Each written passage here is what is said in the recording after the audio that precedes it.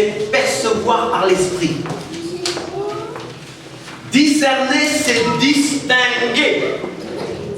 C'est distinguer une chose d'une autre.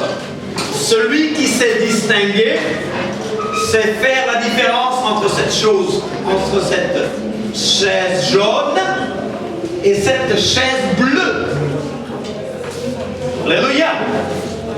Distinguer, c'est différencier. C'est discriminer, c'est séparer. Et je vous dis, il y a une grande confusion aujourd'hui dans le monde spirituel. Il y a une grande confusion dans la chrétienté évangélique. Voilà pourquoi nous avons besoin de discernement. Nous avons besoin de discernement. Amen. Amen. Sur le plan familier, on dit à quelqu'un tu n'as pas de jugeote. Quelqu'un qui n'a pas de jugeote, c'est quelqu'un qui n'a pas de discernement. Ou bien on dit à personne tu n'as pas de nez. Nous devons avoir du nez, du flair, pour savoir ce qui vient de Dieu, et ce qui vient du diable, et ce qui vient purement de l'homme. Je vais vous demander d'ouvrir vos Bibles à 1er Jean 4, 1er Jean 4, 1er Jean 4, et je vous rappelle une chose. Les épîtres de Jean sont des lettres de discernement par excellence. Dis à ton voisin, les épîtres de Jean sont des lettres de discernement par excellence. Les épîtres de Jean. Vous connaissez, hein? Il y a l'évangile de Jean. Il y a l'évangile de Jean. Vous connaissez l'évangile de Jean? Il y a l'évangile de Jean, mais encore 3 lettres de Jean. Amen. C'est pas la même chose, hein? Il y a l'évangile de Jean et il y a les 3 lettres de Jean. Alors, vous allez m'aider dans la lecture et vous participez tous. Donc vous avez bien compris, je ne viens pas pour sauter aujourd'hui, je ne viens pas pour crier, je ne viens pas pour faire de l'art oratoire, je ne viens pas pour l'éloquence, je viens pour transmettre un message de la part de Dieu.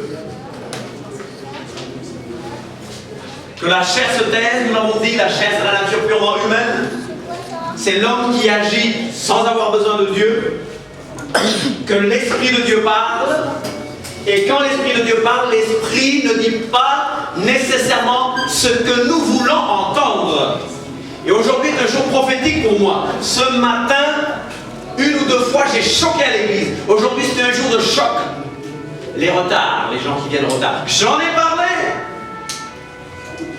Hein? J'ai choqué 1 ou 2 personnes. Les gens qui ne donnent jamais d'offrande ou ni de dîme, je dis aujourd'hui vous venez devant donner, ça a choqué.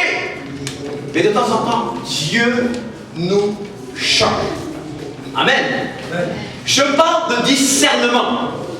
Nous avons besoin de discernement dans le cœur de Christ parce qu'il y a une foule de docteurs, une foule de faux docteurs, de bons docteurs aussi, mais beaucoup de faux docteurs, beaucoup de fausses doctrines.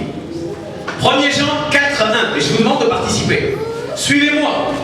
Vous suivez avec moi dans la Bible et vous me regardez quand il faut regarder, n'est-ce pas? Bien-aimés,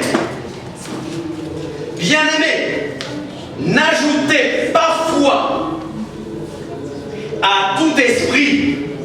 C'est-à-dire, faites attention, chers amis, ne vous fiez pas à n'importe quel esprit. C'est pas parce que quelqu'un a la Bible à la main, c'est pas parce que quelqu'un porte une croix qu'il vient de Dieu. C'est pas parce que quelqu'un sait sauter, faire des amen et des alléluia. C'est pas parce que quelqu'un arrive à faire tomber des gens qu'il vient de Dieu, chers amis. N'ajoutez pas foi à tout esprit. Mais la Bible dit, qu'est-ce que la Bible dit? Aidez-moi, ma soeur. Éprouvez les esprits. Éprouvez les esprits. Pourquoi faire? Savoir s'ils sont de Dieu. Mettez-les à l'épreuve pour savoir s'ils sont de Dieu. Testez-les. Examinez. Faites passer un examen. Éprouvez-les. Mettez les esprits à l'épreuve pour savoir s'ils sont de Dieu. Pour voir s'ils viennent de Dieu. Pour voir s'ils viennent de Dieu. Écoutez. Vous savez que tout homme a un esprit. Vous le savez? Tous les hommes ont un esprit. La majeure partie des hommes ont un esprit qui est spirituellement mort. Là où il n'y a pas de Dieu, c'est un esprit mort. Qu'est-ce que je peux recevoir de l'esprit esprit mort, si ce n'est la mort. Ah, le prophète a parlé, si ce n'est la mort. Maintenant, pour nous qui sommes nés de nouveau, notre esprit est régénéré, Dieu vit en nous, notre esprit est vivant. Alors notre esprit est un instrument dans les mains de Dieu pour communiquer la vie. Mais il arrive que nous-mêmes, nous ne parlions pas toujours selon l'esprit, mais que nous parlions selon l'homme. Il y a aussi des esprits angéliques. Vous savez qu'il y a de bons anges, vous savez, et il y a de mauvais anges, que nous appelons anges déchus, démons, esprits impurs, tout ça, tout ça. Vous comprenez? Eux aussi peuvent nous communiquer des messages. Un bon ange peut me transmettre un message de la part de Dieu, un mauvais ange peut me transmettre un message qui vient du fond de l'enfer. Et ça ne m'intéresse pas. L'enfer n'a rien à voir avec moi. Le Christ a dit qu'il n'a rien avec le diable, et moi je ne veux rien avoir avec le diable. Ce qui m'intéresse, c'est la vie. Alléluia. Ce qui m'intéresse, c'est la vie. Il y a aussi l'Esprit de Dieu. Donc comment savoir si c'est Dieu qui parle, si c'est un bon ange qui parle, si c'est un mauvais ange qui parle, si c'est Michel qui m'amène un message? Pourquoi pas? Vous connaissez Michel? Vous connaissez Michel? L'archange. Gabriel, vous connaissez Gabriel? Je ne parlais pas de moi cette fois, mais je suis fier de mon nom. Je suis fier de mon nom parce que Michel, hier, mon fils là qui filme, m'a demandé, mais Michel, il ne transmet pas de message. On voit que c'est Gabriel qui est venu annoncer à Zacharie, le père de Jean-Baptiste, qui allait avoir un enfant. C'est aussi Gabriel qui vient annoncer à Marie qu'elle tombera enceinte, etc. Et Michel, je dis, Michel, c'est l'ange guerrier. Juste en même temps, ma femme passait, donc je suis allé derrière ma femme, je dis, Michel, c'est l'ange guerrier. Elle a regardé comme ça, bizarre. Mais Michel, c'est l'ange qui se tient devant la présence de Dieu. C'est l'ange qui veille à ce que la justice de Dieu, à ce que le nom de Dieu ne soit pas blasphémé. Il y eut guerre dans le ciel. La Bible dit, Michel et ses anges combattirent le dragon. Quand on attaque le trône de Dieu, Michel se lève. Je suis fier de son nom. Mais je reviens au discernement. Je reviens au discernement des esprits. Car plusieurs faux prophètes sont venus dans le monde. N'est-ce pas? Plusieurs faux prophètes sont venus dans le monde. Car bien des prophètes de mensonges se sont répandus à travers le monde. Comment reconnaître que l'Esprit vient de Dieu? Dites-le moi. C'est écrit. Tout esprit qui confesse Jésus-Christ est de Dieu. Et tout esprit qui ne confesse pas Jésus n'est pas de Dieu, c'est celui de l'Antéchrist. Voilà. Nous avons des gens autour de nous qui disent que Dieu n'a pas de fils. Vous les connaissez? Ils disent que Dieu n'a pas de fils.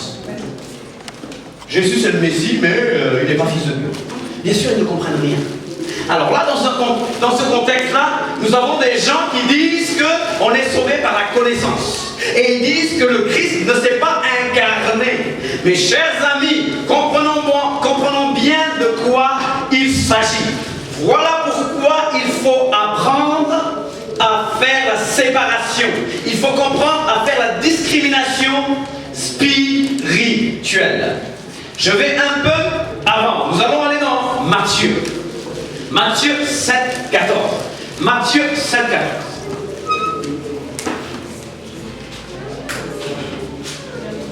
Matthieu 7, 14.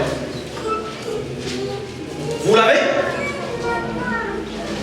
Et je rappelle que ce soir, je vous dis d'abord que nous parlons du discernement. Comment reconnaître les faux prophètes, les faux docteurs, les prédicateurs escrocs? Vous allez m'aider à lire. Comment reconnaître les faux prophètes? Comment reconnaître les faux docteurs? Comment les reconnaître? Vous allez me reconnaître? Parce qu'un faux docteur te communique la mort. Hein? Le faux prophète te communique la mort. C'est vrai ou c'est pas vrai? Nous voulons la vie. Nous voulons que la vie nous soit communiquée. Comment reconnaître les faux prophètes? Comment reconnaître les faux docteurs? Comment reconnaître les prédicateurs escrocs? Parce qu'il y en a beaucoup, beaucoup, beaucoup. Il y a des prédicateurs qui ne prêchent que l'argent. Ils ne sont là que pour leur poche. Jésus nous enseigne une chose. Dans Matthieu 7, À partir du verset 14. Qui peut me lire le verset 14? Tu peux commencer à lire le verset 14? Oui, vas-y.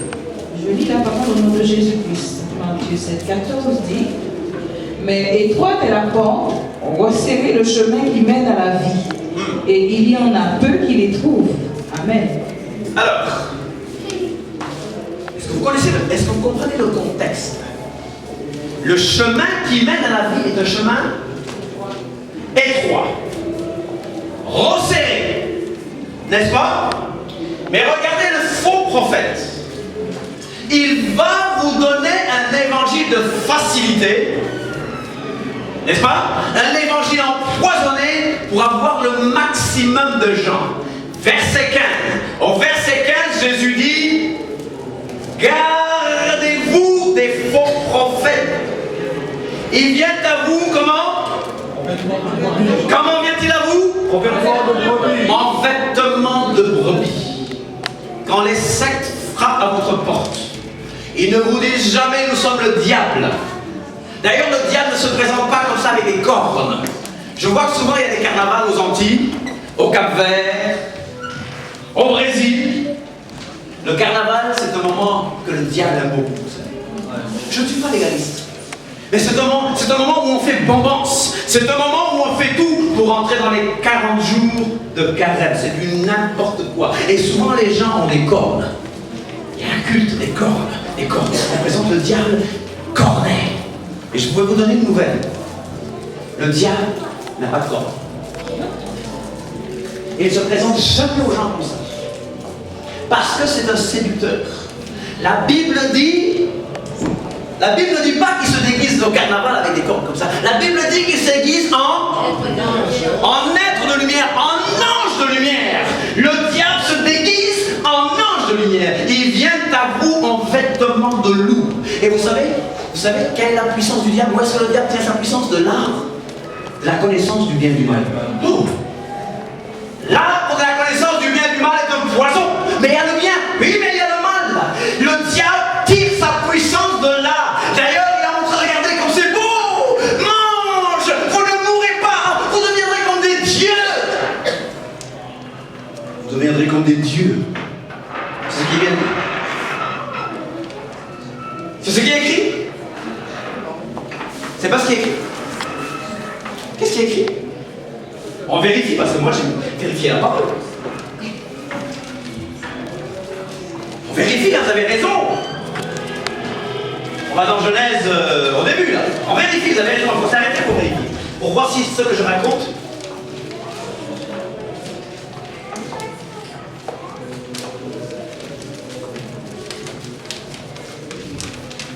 Verset 5, 4, 5, 3, 4, 5. 3, 4, 5. Alors que quelqu'un me dit ça. Parce que Dieu a dit une chose. Dieu a dit: vous mourrez. Le diable met la parole de Dieu en doute.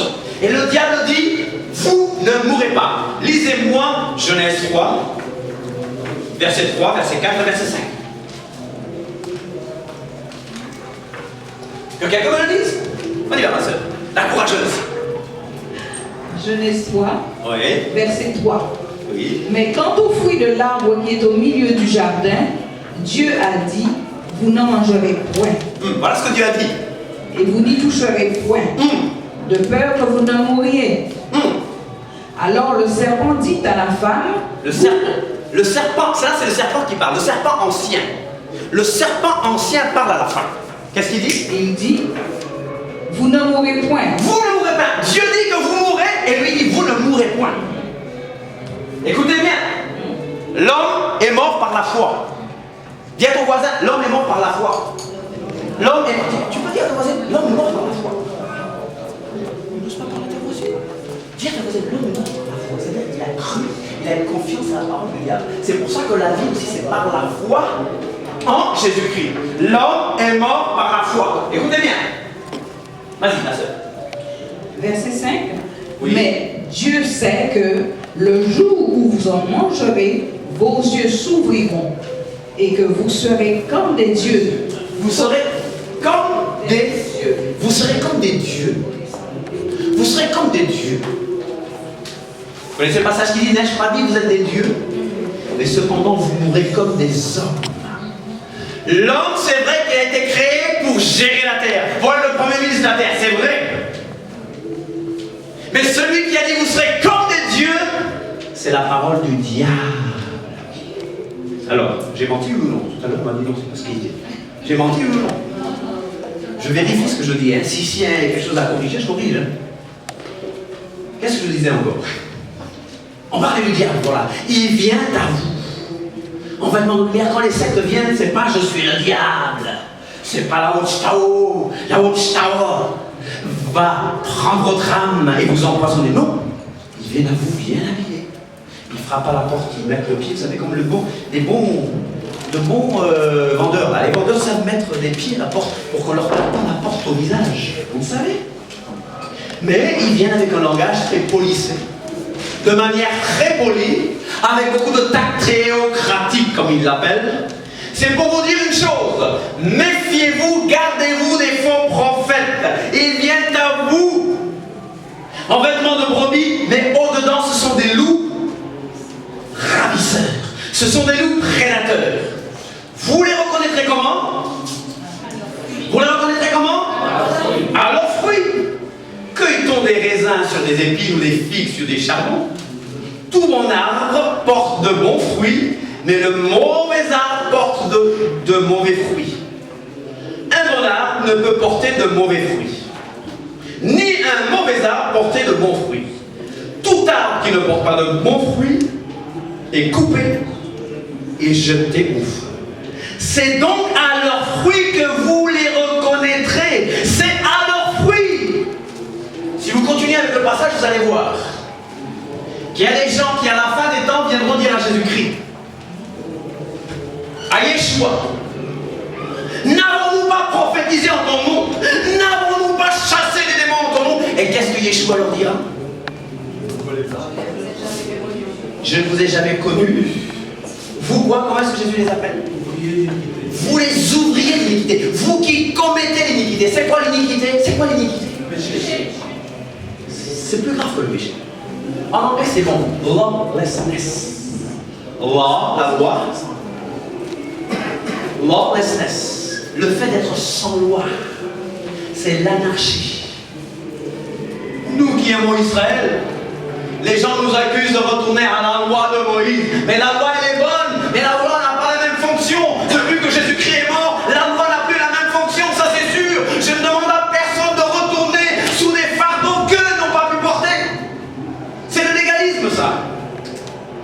Mais l'autre côté, c'est quoi? C'est l'antinomie, c'est-à-dire ceux qui sont contre la loi. Il y a des gens qui croient qu'une fois qu'ils récitent et qu'ils disent Seigneur Jésus, viens dans mon cœur, viens dans mon cœur. Ils croient qu'une fois qu'ils disent ça, ça y est, ils sont sauvés pour l'éternité. Ils croient qu'ils peuvent vivre comme le diable et être sauvés. Je vous dis une chose, Jésus-Christ ne sauvera pas celui qui ne peut pas commander. Vous comprenez? On est sauvé par la foi. On est sauvé par la foi tout court.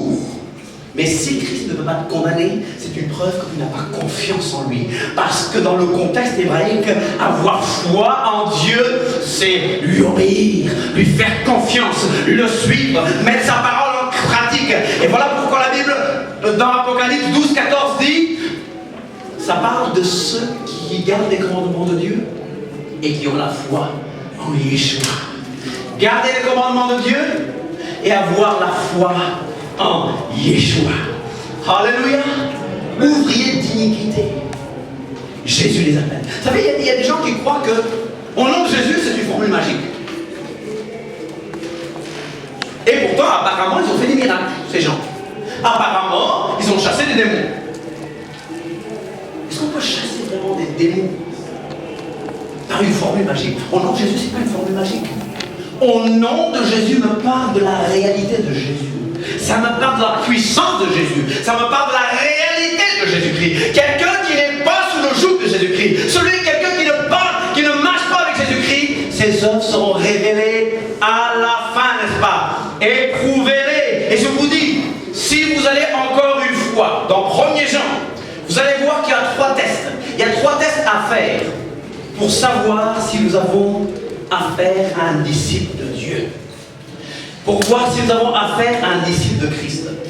1er Jean 2, 3. Vous allez à 1er Jean 2. 1er Jean 2, 3. Vous savez, il y a 3 tests à faire.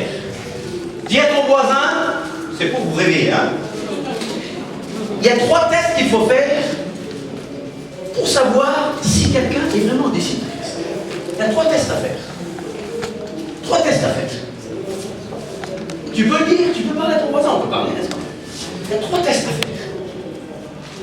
Comment savoir si la personne que tu entends est vraiment de Dieu? Comment savoir que la personne que tu écoutes est vraiment de Dieu? Il y a 3 tests à faire. Le premier test, c'est le test moral. C'est l'obéissance. C'est le test moral. L'obéissance. L'obéissance à Dieu. Si quelqu'un est réellement un disciple de Christ, il obéit. Il obéit. 1er Jean 2, 3. Si nous gardons ses commandements, par là, nous savons que nous l'avons connu.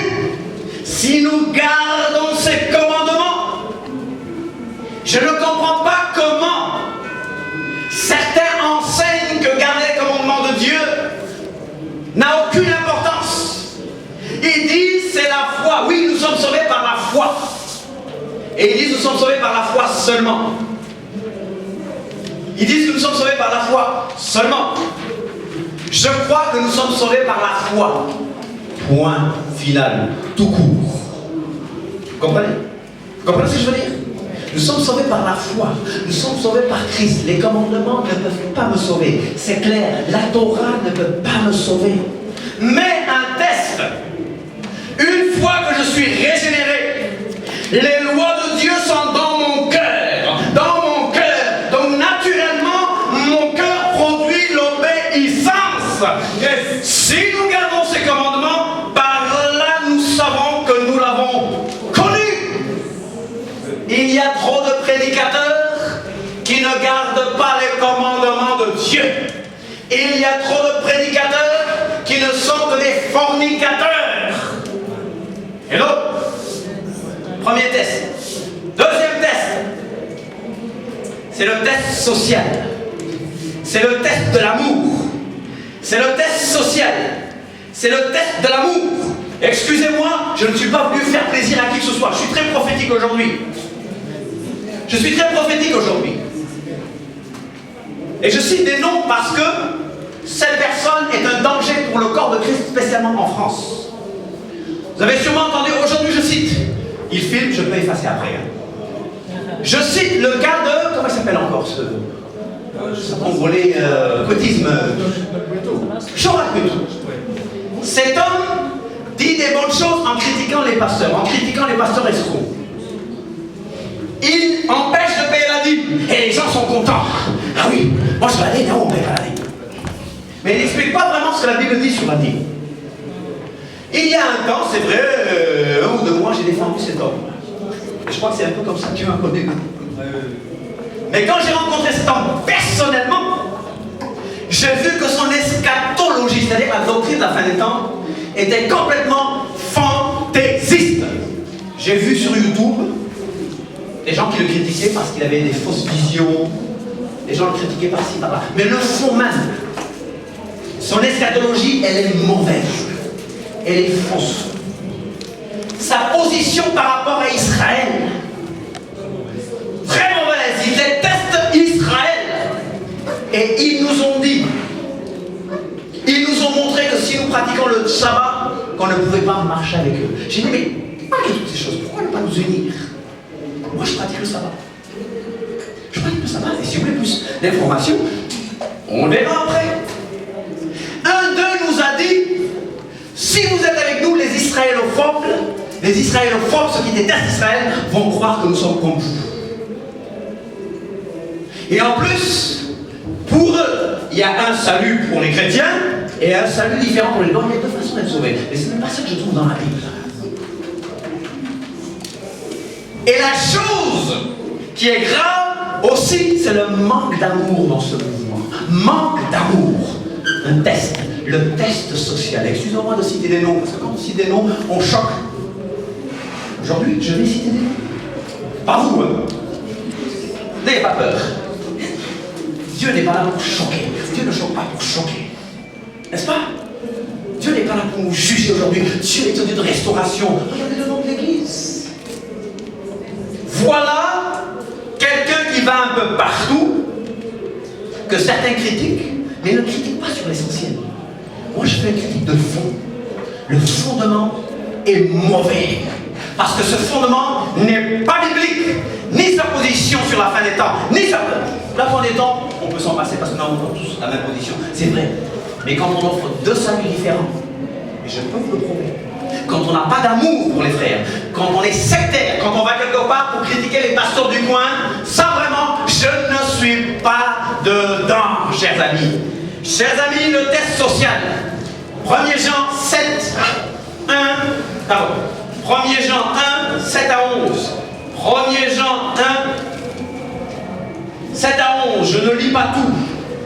Mais vous voyez cette partie où il est écrit: celui qui aime son frère demeure dans la lumière, et aucune occasion de chute n'est en lui.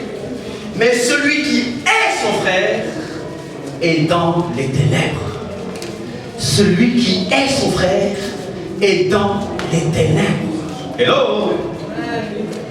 Peut-on aimer Dieu qu'on ne voit pas et détester son frère qu'on n'aime pas?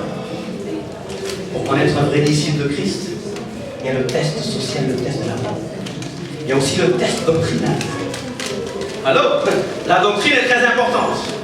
Faut pas croire qu'on peut croire en n'importe quoi et être sauvé. Si quelqu'un ne croit pas que Jésus est le Fils de Dieu, si quelqu'un ne croit pas que Jésus est ressuscité des morts, il y a des choses essentielles auxquelles il faut croire. Il y a le test doctrinal, la vérité, la croyance. La Bible dit: qui est menteur, sinon celui qui nie que Jésus-Christ est le Christ. Celui-là est l'antéchrist, qui nie le Père et le Fils. Quiconque nie le Fils n'a pas non plus le Père. Quiconque confesse le Fils a aussi le Père. L'enseignement. Tu veux connaître le discernement? Tu veux savoir ce qui vient de Dieu et ce qui vient de l'homme, ce qui vient du diable? Connais la Bible.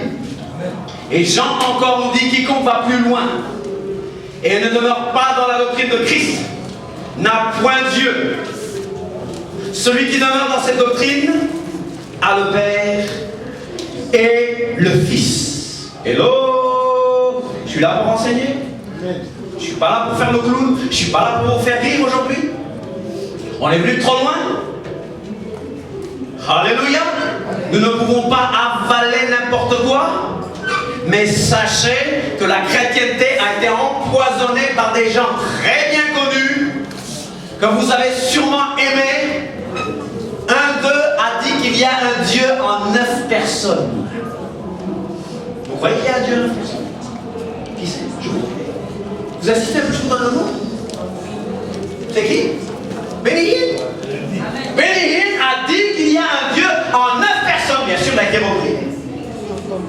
Moi, je l'ai vu. Personnellement, Benny Hinn. Il fait ça, tout le monde tombe. Tout le monde tombe.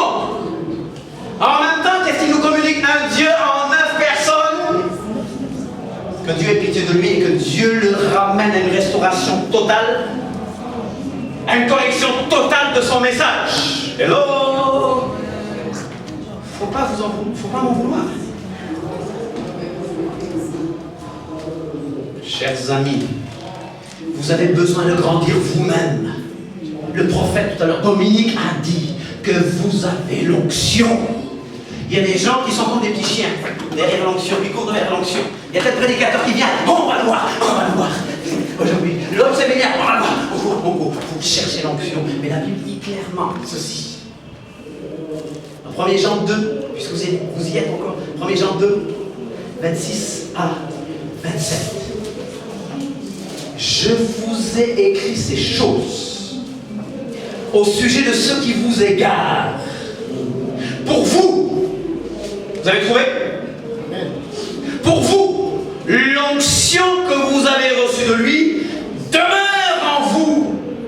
et vous n'avez pas besoin qu'on vous enseigne. Attention, attention. Mais comme son onction vous enseigne toutes choses, et qu'elle est véritable, et qu'elle n'est point un mensonge, demeurez en lui selon les enseignements qu'elle qui l'onction vous a donné, n'est-ce pas? Mais je vous pose une question, vous avez reçu quoi? Vous avez reçu quoi? Dites-moi, qu'est-ce que vous avez reçu? Qu'est-ce que Dieu vous a donné? C'est faible. Non, c'est mou là. Qu'est-ce que vous avez reçu? Pourquoi poursuis-tu ces hommes-là que tu appelles en moins? Pourquoi cours-tu après ces hommes que tu appelles en moins? Tu as reçu l'onction. S'il a reçu l'onction, il te commet une onction et tu n'as plus besoin de lui courir après. Vous savez, un prédicateur doit œuvrer pour devenir inutile. Inutile, c'est-à-dire il doit tellement te former que tu n'as plus besoin de lui. Lui, il fait d'autres choses. Tu dois devenir, attention, autonome dans ce sens. Autonome, de façon que quand tu lis la Bible, que tu reçois la révélation, parce que tu as reçu l'onction, tu as reçu tous les instruments pour comprendre la parole de Dieu. Alléluia. Et c'est ça. Tu as reçu quoi? L'onction. Ici, on a un problème. C'est le gnosticisme. C'est ça le problème. Vous n'avez pas besoin qu'on vous enseigne. Ça ne veut pas dire que vous n'avez pas besoin que le pasteur vous enseigne. Non. Vous n'avez pas besoin que les sectes vous enseignent. Vous n'avez pas besoin de recevoir des témoins de Jéhovah ou des mormons chez vous parce qu'ils n'ont pas l'esprit. Leur doctrine est une doctrine de démon. Hello? Christianisme céleste, doctrine de démon. Kim Hongis, doctrine de démon. Vous n'avez pas besoin qu'ils vous enseignent. Moi, je n'ai pas peur. Hein? Je n'ai pas peur. Je n'ai pas peur de dire ces choses. Mais je sais que ça déplaît à beaucoup. Parce que nous sommes habitués à un christianisme. Je ne juge pas, je ne juge personne. Discerner. Même le top chrétien, de bonnes choses sur le top chrétien, même de mauvaises choses sur le top chrétien. C'est vrai ou c'est pas vrai? Hein? Moi, quand j'envoie mes vidéos au top chrétien où je dis la vérité, non, on ne peut pas les mettre parce que notre rôle c'est d'unir. Unir quoi? Oui! Ces gens qui nous empoisonnent, vous les faites pas. Moi, je reste là toujours parce que je cherche à influencer les autres. Mais quand c'est la vérité, non, on cherche à rassembler. Rassembler quoi? La Bible dit qu'il n'y a rien de commun que Christ est génial. Il n'y a rien de commun entre la lumière et les ténèbres. Mon message n'est pas un message de condamnation. Je peux être très prophétique, très pastoral, très didactique, très apostolique. Mon rôle n'est pas d'aller juger, c'est vrai. Mais chers amis, le discernement. Le discernement. Vous n'avez pas besoin qu'on vous enseigne signifie que nous n'avons pas besoin que les faux docteurs, les prédicateurs escrocs et manipulateurs, les sectes, tout ça vous enseigne. L'onction que vous avez reçue de lui demeure en vous. Hello? Qu'est-ce que tu as reçu, ma soeur? Qu'est-ce que tu as reçu, ma soeur? L'onction du Saint-Esprit. Qu'est-ce que tu as reçu, ma soeur? L'onction du Saint-Esprit qui m'enseigne. Alléluia! Pourquoi il y a certains parmi vous? Vous allez de droite à gauche même pour recevoir la délivrance. Une fois que ça a commencé, continuez dans la même ligne, c'est vrai. Mais ne passez pas de prédicateur. Prédicateur. Il y a des gens qui sont venus voir. Comment s'appelle cette autre sœur que nous aimons beaucoup? Comment s'appelle l'autre sœur que nous aimons beaucoup? Michel Dacier a prié pour moi, mais c'est encore. Prie pour toi. Tu dois comprendre que tu as reçu l'onction et que tu n'as pas besoin de passer de prédicateur à prédicateur. Moi, quelquefois, je dis aux gens, mais ça suffit maintenant. Prends-toi en charge. Sauf si elle a dit, va voir le pasteur Grâce pour qu'elle continue avec toi. Et souvent, c'est ce qu'on fait. C'est continuer avec la personne. Même des gens qui voient Dominique, après dès que Dominique tourne le dos, ils vont voir que l'autre pasteur.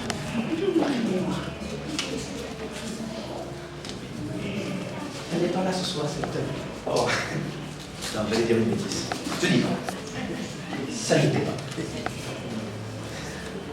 Chers amis, comment faire la différence entre mes pensées et les pensées de Dieu? Comment faire la différence entre les pensées du diable et les pensées de Dieu? Comment faire la différence entre ma volonté et la volonté de Dieu? Comment faire la différence? Je vous dis clairement, le mot-clé aujourd'hui, c'est le discernement. Dis à ton voisin, le mot-clé, c'est le discernement. Je vous irrite? Je vous irrite, mais l'enseignement n'a jamais été facile. Moi, quand j'étudiais avant, pour avoir mon bac, j'ai jeûné. J'ai bu beaucoup de tasses de café. Apprendre quelque chose n'est pas facile. Bien sûr, c'est un autre genre d'apprentissage. Mais qui a dit que l'apprentissage chrétien est facile? Tu t'assois, on couvre comme ça. Non. Parce qu'il faut une croissance. La croissance n'est pas automatique. La croissance n'est pas automatique. Voilà pourquoi la majeure partie des gens sont des bébés. C'est vrai ou c'est pas vrai? La majeure partie des chrétiens dans le monde sont des bébés. Il faut le discernement. Hébreux 5,14. Hébreux 5,14. Lisez-le moi. Hébreux 5,14. Comment savoir? Comment savoir si c'est moi qui parle, si c'est le diable qui parle, si c'est Dieu qui parle? Comment savoir si je fais ce que je veux ou ce que Dieu veut? Comment savoir? Hébreux 5,14. Mais la nourriture solide est... Mais la nourriture, oui, la nourriture solide. La nourriture solide, pas le lait. Le lait, c'est bon pour le bébé. Et c'est bon pour les hommes aussi, le lait. D'accord? Mais quiconque en est au lait est un enfant. La nourriture solide est pour qui? Les hommes faits. Les hommes faits. Hommes faits et hommes faits. Ah, d'accord. Les femmes faites. Ah, d'accord. Pour ceux dont le jugement est exercé par l'usage à discerner ce qui est bien et ce qui est mal. Alors, vous avez compris ce français-là? Moi, j'aime ce mot, mais son français est quelquefois compliqué. Qui est le français facile? Le discernement. Et pourquoi? Mais la nourriture solide est pour les hommes faits. Pour ceux, le français facile, le français facile. Le français facile, le français facile. Personne n'a français facile ici. Oui, le français courant. Français courant, oui, français courant, oui. Français courant, français facile, allez. Quel français courant? Français courant? Non, il me semble que c'est second. Hein. Il me semble que c'est second. J'aime beaucoup second. Hein. Peut-être qu'avec ça, c'est un peu plus facile. Voilà. Un peu plus, voilà. Cette version dit, Hébreux 5, 14, oui. mais la nourriture solide est pour les adultes. Ah, pour les adultes, ok. Donc, on n'a plus de problème de femmes et d'hommes, là, d'accord? Les femmes, c'est réglé, hein? La Bible n'est pas machiste, ok, d'accord, c'est réglé. Pour les adultes, pour ceux qui, en raison de leur expérience, Pour ceux qui, en raison de leur expérience spirituelle, bien sûr, pour ceux qui en raison de leur expérience, ont le jugement exercé. ont le jugement. Je vous ai dit quoi? Quand on parle de discernement, on parle de jugement. Jugeote. Ils ont le jugement À discerner ce qui est bien et ce qui est mal. à discerner ce qui est bien et ce qui est mal. Dis à ton voisin que le discernement est lié à la maturité spirituelle.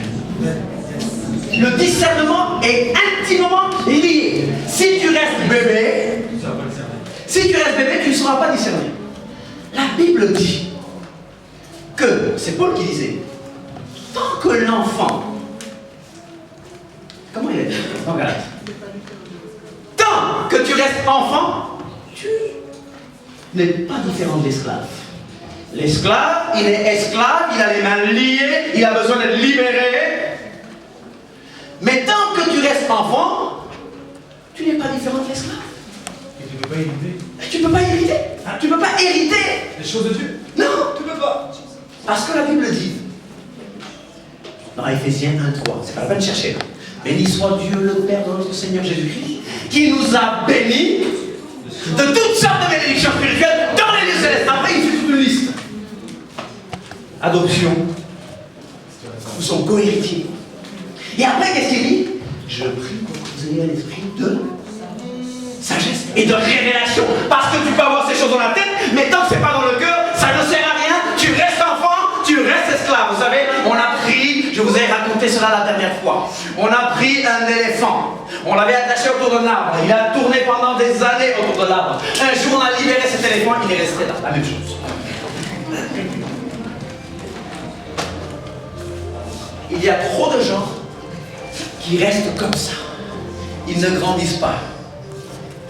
Hey, si toi-même tu ne prends pas ta Bible pour l'étudier, tu ne grandiras pas. Si toi-même tu te mets... Je ne suis pas légaliste. Quand j'étais légaliste, quand quelqu'un devenait chrétien, je lui disais, maintenant tu dois prier tous les jours. Tu dois lire la Bible tous les jours. Tu dois venir aux réunions souvent. Tu dois évangéliser. Ça, c'était quand j'étais légaliste. Maintenant, j'ai changé de tactique. Maintenant, je lui dis, si tu veux recevoir, si tu veux écouter ton maître, mets-toi à ses pieds.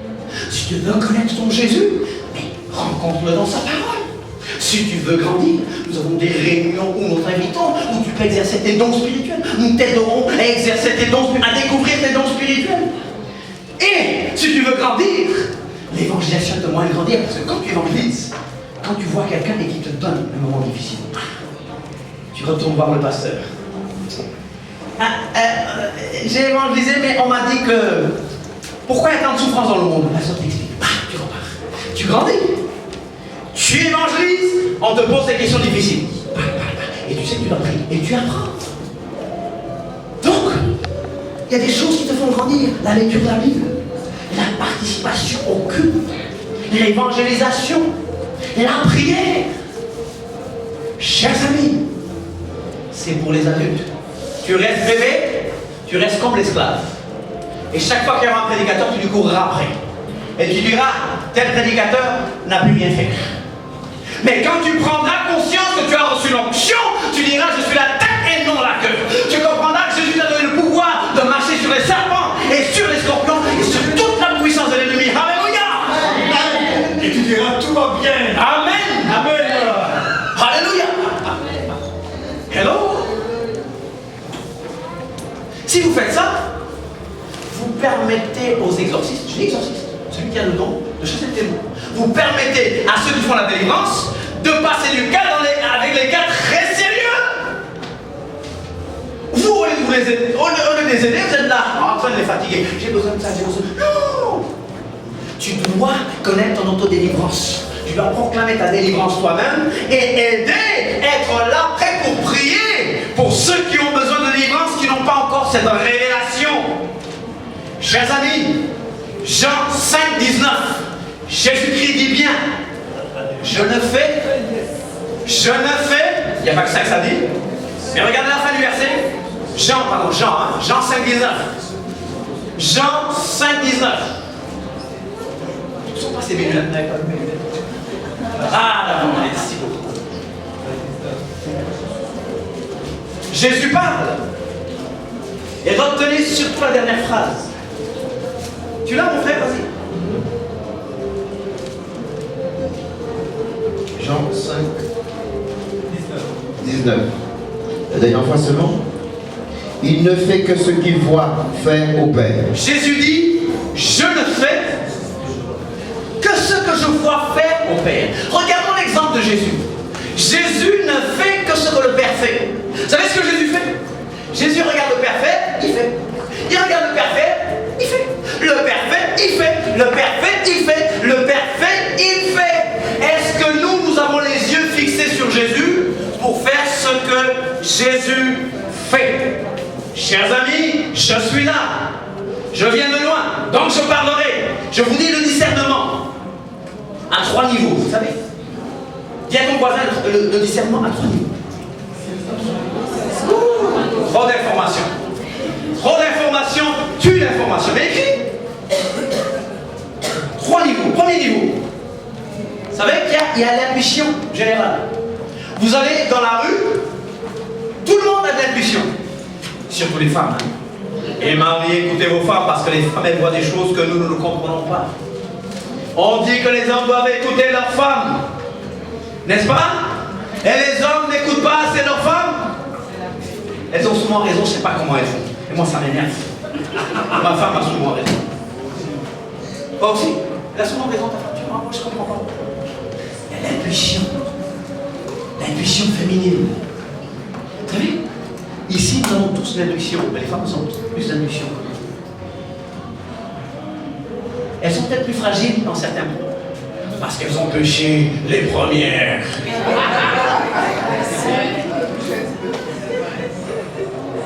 N'est-ce pas? Oui. Ah non, ça c'est la Bible, ça tout le monde sait. Hein? Tout à l'heure on a vérifié, elles ont péché les premiers. C'est l'homme qui n'a pas fait son travail. La femme a péché la première. L'homme n'a pas fait son travail. Adam n'a pas fait son travail, tu as raison ma soeur.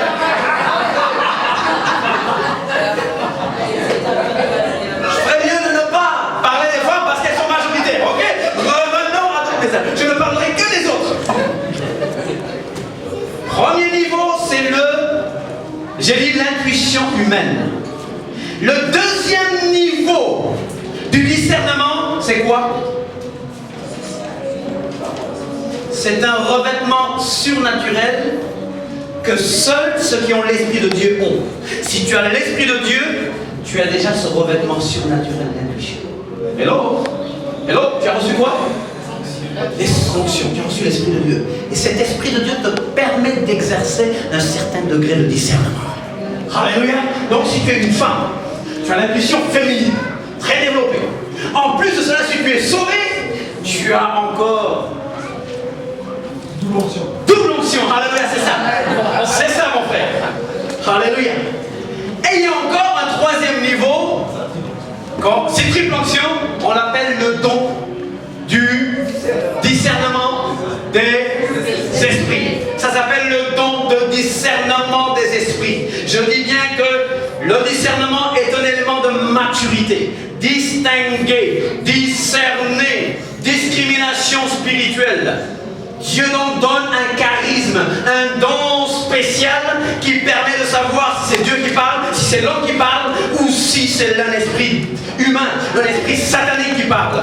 Cette onction-là, cette triple onction comme tu l'as dit, cet esprit de discernement des esprits, ce don de discernement des esprits te permet de savoir, de connaître la condition de l'esprit humain, te permet de connaître les motifs et les intentions de tel ou tel prédicateur, de telle ou telle personne. Donc le Saint-Esprit donne à certaines personnes cette onction spéciale, ce don spécial. Le Saint-Esprit donne une impression intérieure. Mais cette personne aussi observe. Parce qu'on peut discerner aussi par l'observation. Et là, il y a des manifestations extérieures.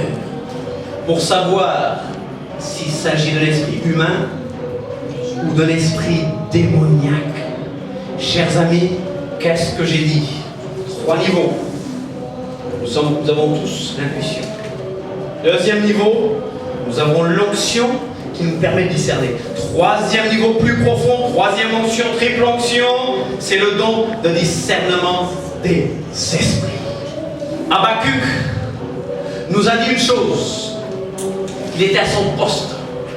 Il était à son poste pour veiller, pour voir ce que l'Éternel lui dirait. Habakkuk 2, 1 à 2, c'est pas la peine de chercher parce que sinon ça fait trop de versets. Il dit, il est là pour entendre. Comment entendre la voix de Dieu? Maintenant je vous ai dit, comment entendre la voix de Dieu? Voilà la question que je pose. Comment entendre la voix de Dieu? Habakkuk dit qu'il était à son poste.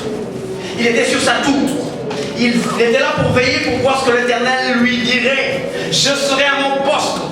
Donc je vais m'attendre, je vais m'arrêter devant Dieu avec humilité. Je vais donner une humble attention à Dieu. Tu veux entendre la voix de Dieu? Accorde à Dieu une attention spéciale. Prête attention, n'est-ce pas? Ça se dit en français, n'est-ce pas?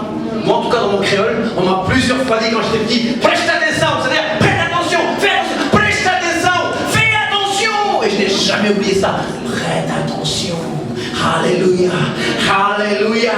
Je vais accorder une humble attention à Dieu. Je serai à mon poste. Quel est mon poste? Mon poste c'est la prière. Ou dans mon poste il y a mon don spirituel. Ou même physiquement. Si je suis dans un bar pour aller faire ce n'est pas n'importe quoi, ça m'étonnerait que Dieu me parle. Si ce n'est sorti d'ici peut-être. Mais si je vais entendre un message spécial prophétique, c'est peut-être pas le bon endroit. Bien que Dieu puisse parler où il veut, quand il veut, n'est-ce pas? Je serai à mon poste comme une sentinelle sur les murs d'une ville, alléluia, assiégée. Je regarderai en haut, autour de moi, à l'intérieur, je verrai pour voir ce qu'il me dira.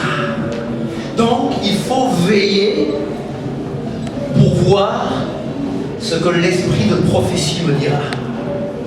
Qui a l'esprit de prophétie ici? Qui a l'esprit de prophétie? Qui a l'esprit de prophétie? Qui a l'esprit de prophétie ici?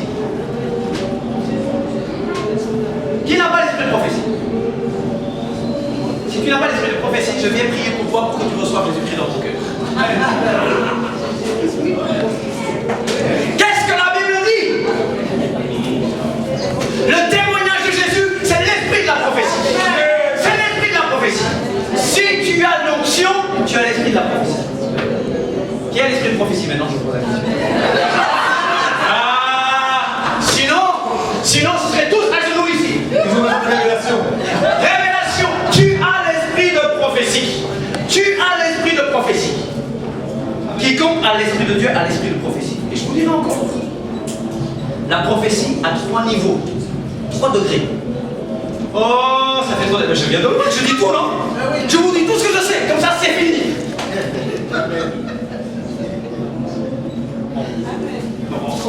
Encore. Je vous dis pas tout. Écoutez, écrit. Il y a 3 niveaux de prophétie. Il y a 3 niveaux de communication prophétique. Je commence par l'Ancienne Alliance, l'Ancien Testament. Dans l'Ancien Testament, quels sont les 3 niveaux de communication prophétique? Réfléchis bien. Dans l'Ancien Testament, il y a 3 niveaux. Dans l'Ancien Testament, il y a quoi? Premier niveau, l'école des prophètes. Oh ma soeur, oh regardez, l'école des prophètes. Tu as dit les prophètes? Moi j'ai fait comme si tu avais dit école avant, mais c'est pas grave. L'école des prophètes. Puis, deuxième niveau, c'est quoi? Le prophète. Troisième niveau, le voyant. Le voyant? C'est quoi ça? Vérifiez dans la Bible. En tout cas, dans ce cours, vous allez voir si le mot voyant n'est pas là. Ah! Vous allez dire ce gars qui vient de monstre. Hein? Va nous apporter de fausses doctrines, hein? Il va nous dire d'aller lire l'horoscope. Non, c'est du diable, ça! Premier niveau. Deuxième niveau. Troisième niveau. Maintenant, venons à l'alliance renouvelée, à la nouvelle alliance. Quels sont les 3 niveaux de prophétie? Et nous sommes au moins dans un des îlots. Quel est le premier niveau? Nous l'avons tous. L'esprit de prophétie. Oh, gloire à Dieu, Marie. Nous avons tous l'esprit de prophétie. Parce que le témoignage de Jésus, c'est l'esprit de la prophétie. Regardez dans l'Apocalypse. Dans l'Apocalypse. Qu'est-ce que nous avons au premier niveau? L'esprit de prophétie, c'est quoi? C'est le Saint-Esprit. C'est tout. C'est l'onction. C'est le Saint-Esprit. C'est l'esprit de Jésus. Premier niveau de la communication prophétique. C'est pour ça que tu peux évangéliser. Parce que si tu n'as pas l'esprit de prophétie, si tu évangélises quoi? J'ai un ami à l'université qui m'a dit, moi chaque fois que j'étais sous, je me mettais à prêcher l'évangile. Et c'est pas le seul. Hein. Il y a des gens qui sont sous, ils se mettent à prêcher l'évangile. Parce que prêcher l'évangile les valorise. Donc on trouve la valeur, pas en Christ, mais dans la prédication de l'évangile. Et les prédicateurs, qu'est-ce qui leur donne la valeur? C'est la prédication de l'évangile. C'est l'éloquence, que tout le monde les applaudisse. Oh, il parle bien ce mec. Alléluia. Amen. Nous aimons ça. Ça fait du bien à ma chair. Mais Dieu me regarde. Dieu me regarde et qu'est-ce qu'il dit? Dieu dit ça pue. Ça pue. Parce que si la chair parle, Jésus-Christ avec la chair ne sert de rien. La chair ne sert de rien. Il y a beaucoup de gens qui ne m'aiment pas. Mais ça manifeste. Dieu m'aime, ça suffit. Amen. Mes enfants m'aiment. Ma femme m'aime. Ça suffit. Même s'ils ne m'aimaient pas, ça suffit que Dieu m'aime. Premier niveau de prophétie, c'est deuxième niveau. C'est plus facile, même. Deuxième niveau. Non. En fait, c'est après. Avant les prophètes, il y a quoi? Le don de prophétie. Alléluia. Don de prophétie. Troisième niveau, le prophète. Et le prophète, il est là pour quoi faire? Pour m'aider à écouter Dieu. Quand un vrai prophète exerce un ministère, et j'ai vu que c'est un vrai prophète. Parce qu'il vous a donné l'envie d'écouter Dieu. C'est vrai ou c'est pas vrai? On les reconnaît par leur fruit, non, c'est pas pour te flatter. Hein. Un prophète donne envie à l'autre d'écouter Dieu lui-même. Alléluia. Alléluia. L'esprit de prophétie donc donné à tous les croyants. Le donnés à certains, et le prophète, qui fait partie des 5 dons de ministère d'Éphésiens 4, 11. Et il a donné les uns comme apôtres, les autres comme prophètes, les autres comme évangélistes, pasteurs et docteurs. 1 Corinthiens 12, 28 aussi. Dieu a établi premièrement dans l'Église les apôtres. Deuxièmement, des prophètes. Troisièmement, des docteurs. Etc. Qui a encore Jean devant les yeux là? Jean 16, 15. Qui a encore Jean devant les yeux? Quelqu'un ici prend Jean 16, 15 et quelqu'un ici prend 1 Corinthiens 12, 13 à 18. 1 Corinthiens 12, 13 à 18. 1 Corinthiens 12, 13 à 18. Ici de ce côté à droite. Jean 16, 15. Jean 16, 15. Oui. Jean 16, 15. Tu l'as? Jean 16, 15 dit, tout ce que le Père a est à moi. Jésus parle. Tout ce que le Père a est à moi. C'est pourquoi j'ai dit qu'il prendra de ce qui est à moi et qu'il vous l'annoncera. Qui prendra de ce qui est à moi et qui vous l'annoncera, c'est le Saint-Esprit. L'onction que tu as reçue. L'onction que tu as reçue prend de ce qui est à Jésus et vous l'annonce. Et vous le montre. Le prophète me donne envie d'écouter Dieu. Le prophète, il va me dire ce qu'il a vu dans le monde surnaturel, invisible, éternel, et il va l'apporter pour que moi je vois, pour que je le comprenne. Vous comprenez? Le Saint-Esprit en toi, il prend ce qui appartient à Christ et te le montre. N'est-ce pas? N'est-ce pas? C'est ce qui est écrit. 1 Corinthiens 12, 13 à 18. 1 Corinthiens 12, 13 à 18. Nous avons tous en effet été baptisés dans un seul esprit pour former un seul corps, soit juif, soit grec, soit esclave, soit libre. Et nous avons tous été abreuvés d'un seul esprit. Ainsi, le corps n'est pas un seul membre, mais il est formé de plusieurs membres. Si le pied disait « parce que je ne suis pas une main, je ne suis pas du corps », ne serait-il pas du corps pour cela? Et si l'oreille disait « parce que je ne suis pas un œil, je ne suis pas du corps », ne serait-il pas du corps pour cela? Si tout le corps était œil, où serait l'ouïe? Si tout était ouïe, où serait l'odorat? Maintenant, Dieu a placé chacun des membres dans le corps comme il a voulu. Si tous étaient un seul membre, où serait le corps? Maintenant donc, il y a plusieurs membres et un seul corps. Je retiens, il y a beaucoup de choses, hein, mais je vais choisir ici. J'ai entendu, il a parlé d'odorat. C'est vrai? Il a parlé d'ouïe. Et il a parlé de vision. Nous parlons de communication prophétique. Nous parlons de discernement. Comment écouter la voix de Dieu. Comment savoir que c'est Dieu qui me parle. Donc, il a parlé de nez. C'est vrai? Il a parlé d'œil. Il a parlé d'oreille. Il a parlé de nez, d'oreille, d'œil. Vous savez que le nez, l'oreille, tout ça, c'est des objets, des instruments, des éléments de communication. Vous savez comment est-ce que je rentre en communication avec le monde physique? Comment? Par le toucher? L'odorat? Il y a un bon à tout là. Par la vue. C'est des éléments de communication.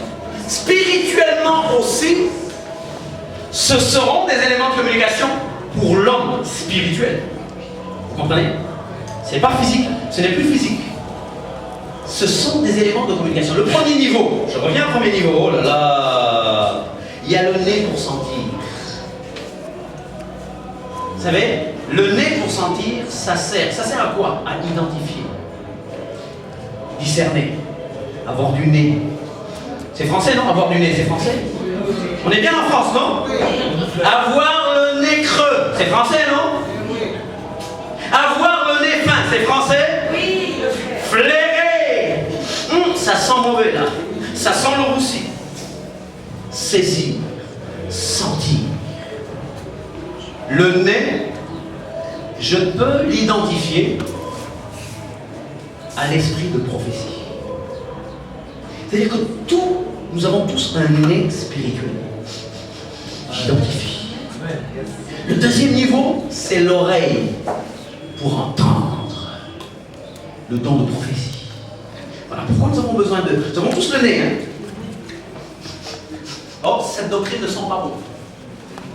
Il y a des gens qui ne l'exercent pas. Moi, j'ai entendu quelqu'un qui a dit Jésus-Christ est le chemin, la vérité et la vie. Moi, je suis le chemin, la vérité et la vie. Tout le monde applaudit. Ah, cette même personne a dit Dieu est comme un interrupteur. Tac, tac, voici Dieu. C'est ça Dieu. Et tout le monde a applaudi. Devant moi. Hein.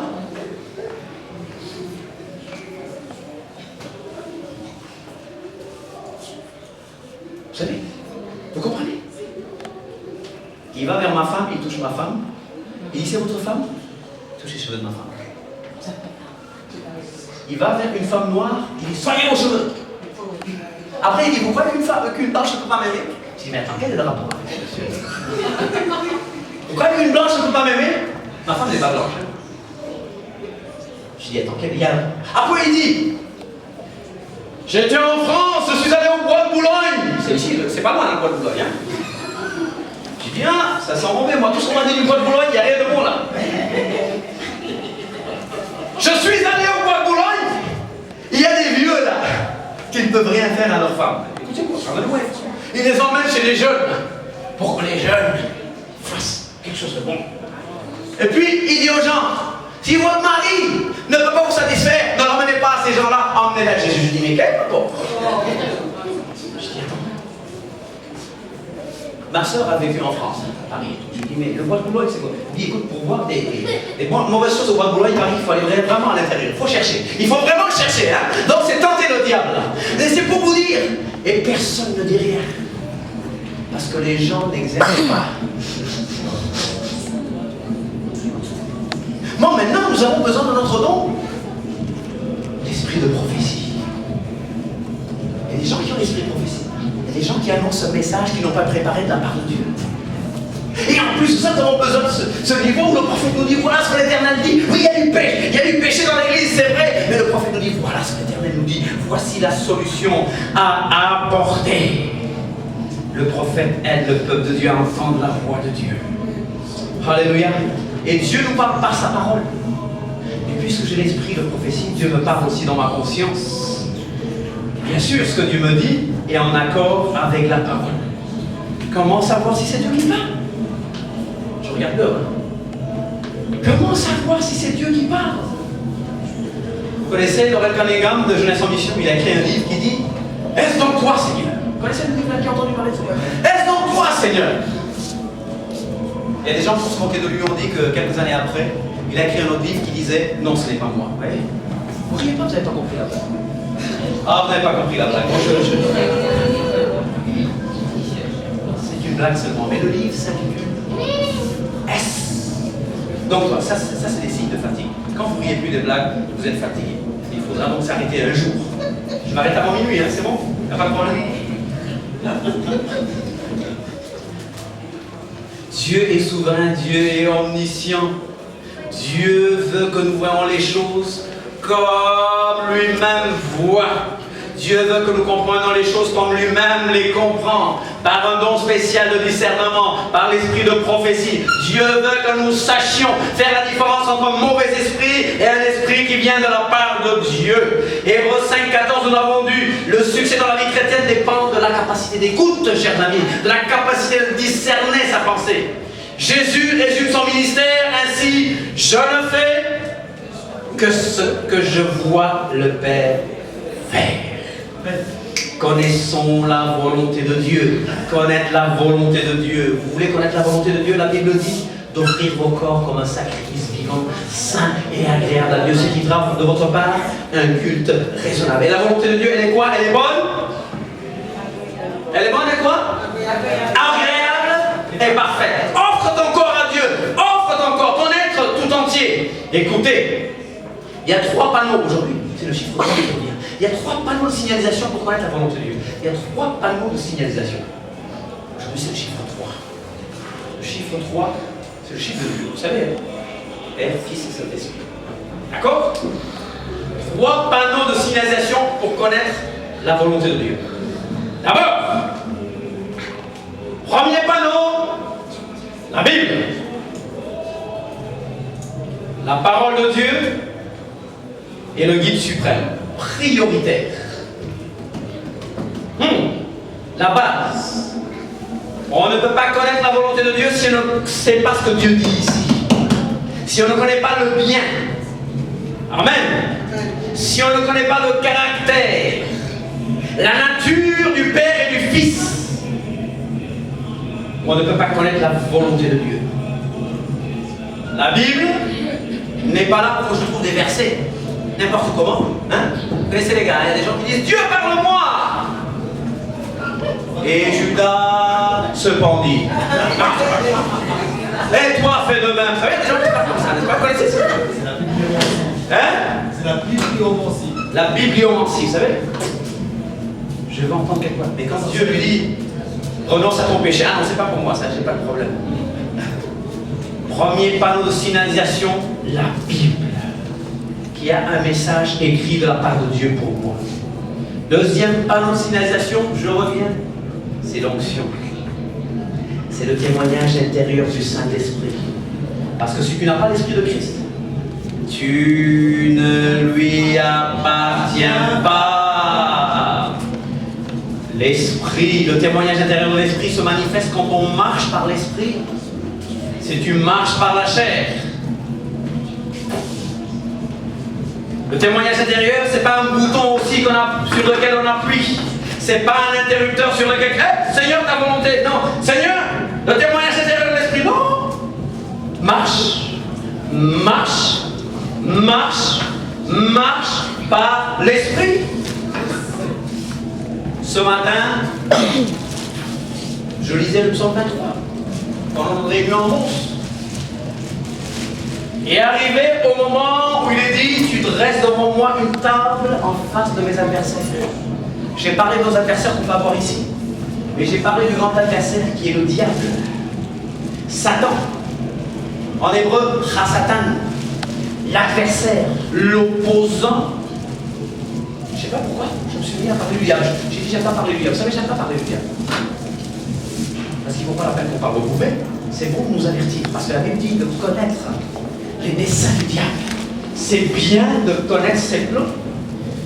Avant-hier, je me préparais à faire quelque chose, je reçois un message. Je suis très attaqué. La chose est en train de sortir. Je dis, je prie pour toi. Et je vois l'esprit, je vois le diable qui se manifeste sous la forme de Léviathan. Léviathan, c'est le serpent ancien. Tac, tac, tac. Culte des eaux. Tac, tac, tac, tac. Immoralité. J'écris, je réponds. La personne dit oui, mais je suis fatigué de lutter seul. La personne vient aujourd'hui. Je passe et je recommence. Léviathan. Quelqu'un me dit, mais culte des eaux. J'ai parlé de Marie de nuit, etc., de... Quoi encore? De la science. Mais ça, c'est pas dans la Bible. J'ai dit, c'est pas dans la Bible, mais la base, c'est Léviathan. C'est quoi les anges qui ont péché? C'est quoi les anges qui ont péché? C'est quoi les anges qui n'ont pas gardé leur dignité? Qu'est-ce qu'ils ont fait? Qu'est-ce qu'ils ont fait?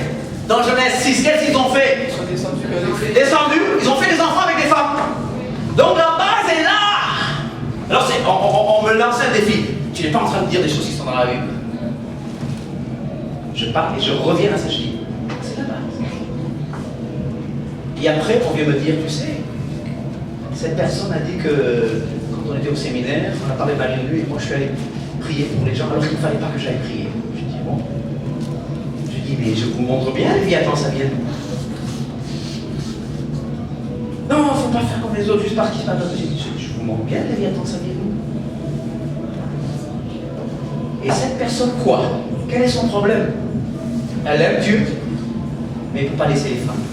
Elle passe une femme à l'autre. Et c'est pas sûr. On a besoin de le recanaliser. Il n'arrive pas à identifier son problème. Il a peut-être entendu ailleurs que notre ministère Parce que notre ministère de délivrance est critiqué, vous savez. Hein? C'est critiqué. Il a entendu d'ailleurs que quelqu'un a critiqué Michel Daciello, il aurait dit la même chose. J'ai dit, mais Léviathan, c'est bien là, mais où faut? C'est là. Et j'ai commencé à poser des questions. Sur mon petit, j'écris un petit livre sur la délivrance. Je posais des questions et je leur répondais un peu. Mon fils répondait comme beaucoup de monde. J'ai dit, mais ça sert à quoi les enseignements que je vous donne? Ça sert à quoi? J'ai dit, maintenant, de toute façon, je ne demande plus. Je fais payer maintenant, si tu veux. D'ailleurs, j'ai apporté ça, pasteur. J'ai dit, maintenant, tu payes. Si tu veux vraiment connaître, tu payes. Mais qu'est-ce que je veux dire par là? S'il y a quelque chose qui n'est donc pas dans la parole de Dieu, moi, je ne suis pas le genre à avoir le dire partout. Hein. Je ne suis pas le genre. Mais je suis né dans un pays où on pratique le culte des aurores. Tu sais bien. Hein, tu vois, t'as vu la grande statue qu'ils ont construite là? L'une des plus grandes statues du monde. La statue de la Renaissance africaine. Et il y a une dame, Loïc, qui a passé 3 mois au Sénégal, qui m'ont dit non, à l'inauguration officielle, ils ont tué des bœufs, ils ont fait des sacrifices de bœufs. Parce que notre président là-bas, fou comme il est, je dis bon, il dira, on a un président qui est gaga, qui est franc-maçon. Tu sais bien de qui je parle. Chers amis, le discernement, le témoignage intérieur de l'esprit. Et puis en plus, il y a les circonstances extérieures. Enfin, regardez les circonstances. Souvent, les circonstances nous montrent si nous sommes dans le vrai, si c'est Dieu qui parle ou si c'est le diable. N'est-ce pas? Regardez les circonstances. Souvent, les circonstances sont contraires quand on veut faire quelque chose. Évaluons les circonstances même pour connaître la direction. Donc, chers amis, quand j'ai une base biblique, quand le Saint-Esprit m'a dit c'est ça, et quand les circonstances extérieures me disent vas-y, alors qu'est-ce que je fais? J'y vais. Alléluia. Une chose est sûre, Dieu ne va jamais me demander de sauter de cette fenêtre. Je ne sais même pas ce qu'il y a là. Est-ce que Dieu peut me demander de le faire? C'est comme sa nature. Tu ne tenteras pas les tâches, je ne sais pas c'est quoi, c'est y arriver. Ah, je vais vous montrer l'onction. Dieu ne dira jamais quelque chose contraire à sa parole. Dis à ton voisin. Il ne dira jamais, il y a trop de prophéties qui contredisent la parole de Dieu. Trop de prophéties, trop d'enseignements qui vont contre ce livre. Mais parce que les gens ne connaissent pas ce livre, ils n'arrivent pas à se défendre, chers amis. Dieu est cohérent avec sa nature, avec son caractère. Dieu est saint, Dieu est pur, Dieu est parfait. Le Saint-Esprit, il est doux, vous savez. Le Saint-Esprit est présenté souvent sous la forme d'une colombe. Le Saint-Esprit est doux. Et je vous ai apporté quelque chose que je vais vous donner tout à l'heure. Mais permettez-moi de lire ces points-là. 10 moyens sûrs pour distinguer la conviction du Saint-Esprit de la condamnation du diable. Je vais vous le donner. Hein. J'en ai ici pour tout le monde. Le Saint-Esprit. Le ton de la voix du Saint-Esprit est paisible. Le ton de la voix du diable est un ton accusateur. Vous verrez les détails. Le Saint-Esprit est précis. L'accusateur est flou. Le Saint-Esprit encourage. Le diable le décourage. Le Saint-Esprit vous fait oublier vos péchés passés. Le diable rappelle vos passés passés. Et s'il te rappelle ton passé passé, qu'est-ce que tu dois faire? Qu'est-ce qu'on a dit? Tu dois lui rappeler son avenir. Hein? Son avenir, c'est les temps de feu et de souffle. S'il te rappelle ton passé, rappelle-lui son avenir. Alléluia. Le Saint-Esprit vous attire vers Dieu. Le diable vous fait croire que vous êtes rejeté. Le Saint-Esprit rappelle à votre mémoire des passages positifs de l'Écriture. Le diable vous rappelle les passages négatifs, de l'Écriture. Le Saint-Esprit vous rapproche des autres. Le diable vous isole. Le Saint-Esprit vous rappelle les réalités de la parole de Dieu vous concernant. Le diable joue avec des sentiments. Le Saint-Esprit vous conduit à une vie disciplinée. Le diable cherche à détruire vos forces. Le Saint-Esprit vous rassure. Le diable vous accuse. La voix de Dieu a toujours un but rédempteur, un but restaurateur, un but réparateur. Le diable, c'est une brute. C'est une brute. il remet en question notre dépendance vis-à-vis de Dieu, n'est-ce pas? Au départ, Dieu descendait, parlait avec l'homme, ils étaient amis, et lui, il vient, il dit, est-ce que Dieu a vraiment dit? Vous ne mourrez pas. Donc il veut briser notre dépendance vis-à-vis de Dieu. Et les mauvais esprits, ils forcent nos pensées. Les mauvais esprits aussi sont brutaux. Ils entraînent, ils nous poussent à l'isolation. Ils violent nos pensées. Chers amis, je terminerai bientôt.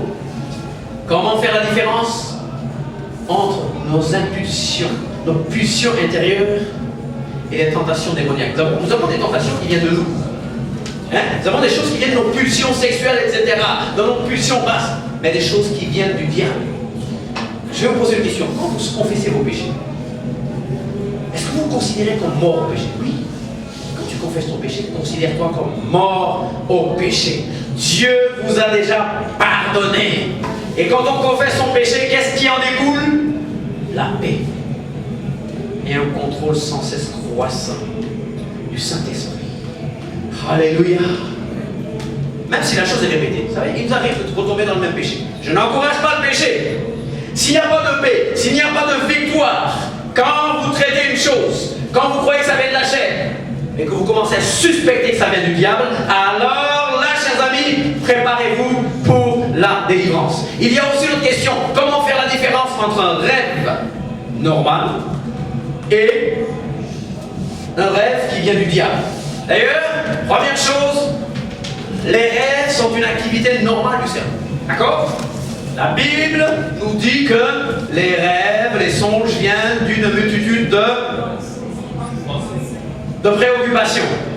D'accord? Mais il faut commencer à suspecter une activité démoniaque quand la personne rencontre plusieurs ou une de ces choses. Une ou plusieurs de ces choses. Quand quelqu'un se réveille en état d'extrême terreur, de lourdeur qui ne disparaît pas, même après le réveil, il faut vous dire, oh attention, il y a une activité démoniaque. Quand, après même vous êtes réveillé, vous sentez encore la présence d'un être spirituel. Oh, attention. Si vous vous sentez séparé de la paix de Dieu, si vous êtes confus, dans la frayeur après un rêve, faites attention. Si vous voyez les symboles sataniques des visages, les menaces verbales, des symptômes négatifs qui ne disparaissent pas quand vous priez même avec les autres, attention, le temps de la délivrance approche. Parce que vous avez reçu l'onction. C'est vrai, mais Dieu a parmi nous des gens qui ont une capacité spéciale de chasser les démons. Nous avons le discernement des esprits que Dieu donne. Nous avons des gens qui sont là pour chasser les démons, qui ont une capacité spéciale. Chers amis, beaucoup d'informations, mais ça nous fait du bien. Comment reconnaître, comment faire la différence entre un chrétien charnel et un chrétien spirituel? Vous êtes fatigué? Non. Le prophète a fait. Comment reconnaître la différence entre un chrétien charnel et un chrétien spirituel? Le chrétien charnel, c'est le bébé. C'est celui qui ne diffère en rien de l'esclave. C'est celui à qui Christ a dit, vous connaîtrez la vérité, puis la vérité vous affranchit, vous rendra libre. Christ a libéré ces gens, mais qu'est-ce qu'ils font? Ils tournent en rond. Ils sont pour du diable. Le chrétien charnel, c'est normal qu'il ait peur. Pourquoi? Parce que le chrétien charnel, il est lent à la prière. Le chrétien spirituel prie avec joie. Le pasteur a été la seule à dire Amen. Vous savez, la chair a une certaine prière. Seigneur, donne-moi ceci, donne-moi la femme de mes rêves, donne-moi ceci.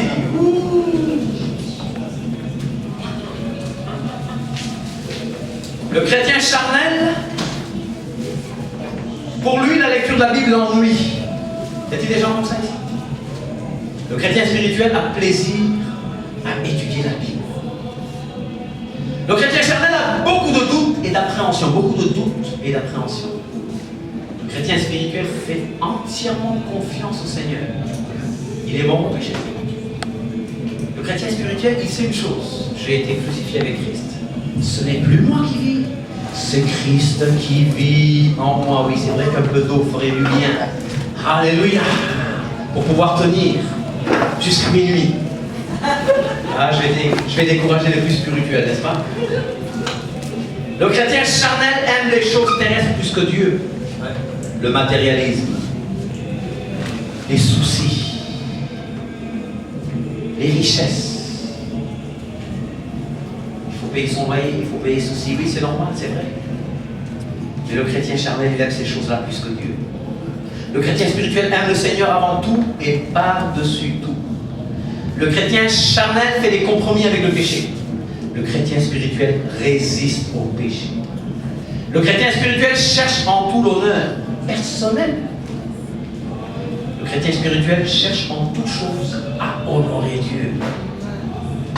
Regardez un prédicateur. Si un prédicateur fait tout pour attirer l'attention sur lui, faites attention, chers amis. Notre attention doit être attirée. L'attention, c'est Christ. C'est Christ. Le christianisme, c'est Christ. Ce n'est pas la religion. Nous avons eu depuis les années 80 un culte de la personnalité. Nous avons critiqué les catholiques avec leur pape. Nous avons critiqué les catholiques avec leur système. Et nous sommes tombés dans le même piège. Et puis, un grand prédicateur, un grand homme de Dieu. Des prédicateurs qui n'aiment que les étoiles 5 étoiles. Que les hôtels 5 étoiles. Les prédicateurs qui se payent des jets privés. Alors qu'il y a tant de pasteurs en Afrique qui n'ont même pas de quoi à manger. Chers amis, il y a de quoi se révolter. Il y a de quoi voir qu'il y a des choses qui ne marchent pas. Oh, touche pas loin de l'éternel. Quel loin de l'éternel? Je suis loin moi-même. Dis-le, je suis loin moi-même. Ce n'est qu'un prétexte. Ce n'est qu'un prétexte. Il y a des gens qui ne parlent que d'argent, que d'argent, que d'argent. Pareil, Maurice Celleux était là en France, il paraît. C'est ça, en France. Il paraît qu'il a déjà un plan, il faut donner, chacun donne 10 euros, 210 euros, c'était ça son message. Chers amis, excusez-moi, vous allez me critiquer peut-être en disant que j'ai mentionné trop d'hommes, mais aujourd'hui il faut mentionner, aujourd'hui je choque exprès. Il faut du discernement. Mes lunettes. Il faut voir.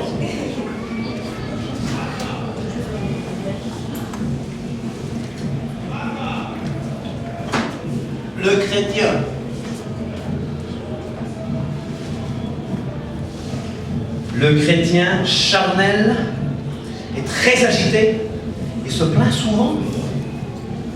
Le chrétien spirituel est reconnaissant pour tout. Le chrétien charnel est toujours d'humeur morose et en proie à la tristesse. Le chrétien spirituel est heureux de louer Dieu. Le chrétien charnel est facilement indigné et irrité. Le chrétien spirituel fait face aux circonstances avec bonne volonté et patience. Le chrétien charnel, il cherche à plaire aux gens, vous savez. Le chrétien spirituel cherche à plaire à Dieu. Le chrétien charnel prononce souvent des paroles qui condamnent d'autres personnes. Vous en connaissez. Hein? Qu'est-ce qu'on a dit? Que nous sommes la seule armée qui tue ses propres soldats. Vous croyez que c'est normal? Quand les gens viennent blesser chez nous, au lieu de penser leurs blessures, si tu m'avais écouté, si tu avais suivi la Bible, tu ne serais pas tombé. Eh mon frère, tu vois, il faut prier pour lui. Hein. Mais tu sais ce qu'il a fait. Il faut prier pour lui. Hein. Et puis l'autre sort. Et on avait prié, n'est-ce pas? Au lieu que ça soit intercession, c'était quoi? Information. Condamnation. Diffamation, médisance. Le chrétien charnel, il a des paroles qui prononce souvent des paroles qui condamnent d'autres personnes. Le chrétien spirituel cherche à édifier et à fortifier les autres par ses paroles. Le chrétien charnel n'a pas la force de témoigner. Hein. Le chrétien spirituel, c'est pour lui une joie de rendre témoignage au Seigneur. Le chrétien charnel, il est envieux du bonheur des autres. Le chrétien spirituel se réjouit du bonheur des autres. Le chrétien charnel ne prend pas vraiment part au malheur des autres. Le chrétien spirituel, il aime soulager ceux qui souffrent. Le chrétien charnel se rappelle tout de suite des fautes des autres. Ah, tu m'as fait ça! Le chrétien spirituel éprouve de la joie pardonner aux autres. Nous avons parlé, il y avait un bon message sur le pardon la semaine passée à Charleroi. Le chrétien charnel, il entend volontiers des paroles flatteuses. Le chrétien spirituel peut supporter la franche réprimande. Hein, ça nous manque dans l'église. Hein. Quand quelqu'un vient nous dire la vérité, on n'aime pas. Quand le prophète parle, on n'aime pas. Parce qu'on se rend compte que le prophète n'est pas à notre service, mais au service de Dieu. Et on est fâché. Le chrétien charnel n'éprouve aucune joie. Le chrétien spirituel aspire de tout son cœur à la joie de Dieu. Ça, je vous dis, quand on exerce même la délivrance, le discernement nous permet de voir ce qui vient de l'âme humaine charnelle.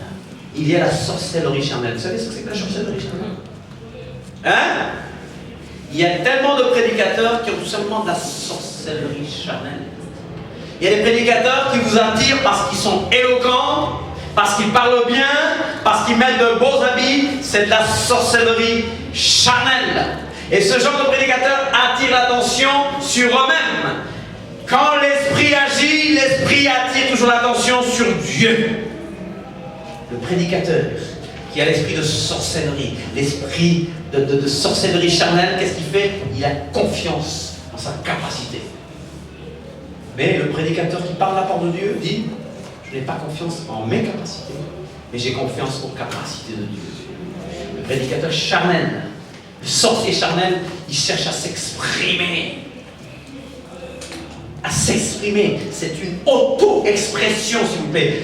Quand Dieu parle par un homme qui est spirituel, c'est l'esprit qui s'exprime.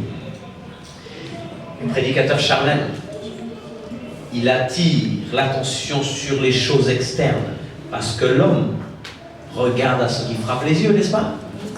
Le prédicateur spirituel, il veut que Dieu agisse sans même qu'il y ait des vérifications externes. Parce que Dieu, qu'est-ce qu'il fait? Il regarde au cœur. Le prédicateur charnel, il montre ce qu'il a atteint. Mais le prédicateur spirituel ne donne aucune importance à ce qu'il a fait vraiment.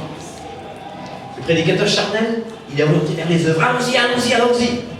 Le prédicateur spirituel, il est orienté vers l'esprit. Laissons l'esprit agir. Le prédicateur charnel, il aime émerveiller les gens. Le prédicateur spirituel, il aime que l'esprit l'utilise pour produire la vie.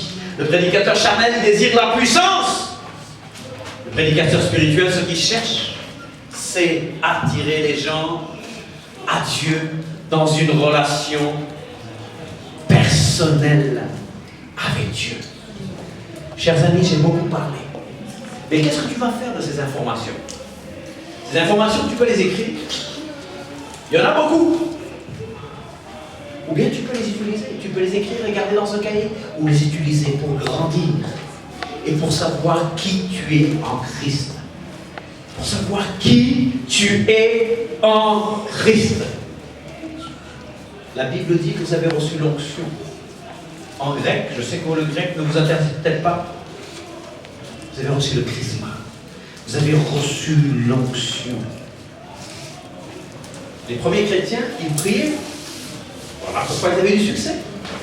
Ils connaissaient la Bible, bien sûr, l'Ancienne Alliance, l'Ancien Testament. Ils prêchaient Christ. Voilà pourquoi ils avaient le succès. Est-ce qu'on n'aimerait pas les imiter? Quel est ton état de santé spirituelle? Est-ce que tu peux te poser ces questions? Quel est ton état de santé spirituelle? L'étude de la Bible, pour toi, c'est quoi? Un peu? Beaucoup? Pas du tout. La prière, tu fais quoi? Un peu? Beaucoup? C'est pas un esprit de condamnation. C'est un peu, beaucoup, pas du tout.